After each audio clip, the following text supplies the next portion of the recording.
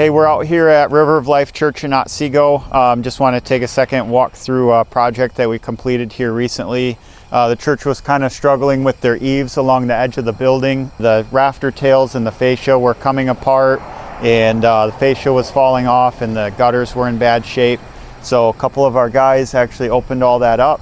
They were able to fix the fascia boards underneath, reattach some, and replace a few. We custom bent some fascia, installed it on the eaves, and then put some new gutters and downspouts on. So as you can see, it looks great. Looks a little better and much more functional for the church family that attends here. So over here on this side of the building, the fascia was coming off. There was big openings where birds could get in. The gutters weren't working properly, and they have some moisture issues in the basement if the gutters aren't working the way they're supposed to.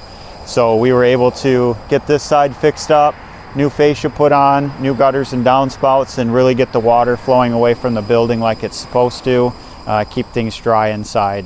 Property Revolution has a lot of friends in the River of Life church family, so we really appreciate you guys and appreciate you working with us on this project.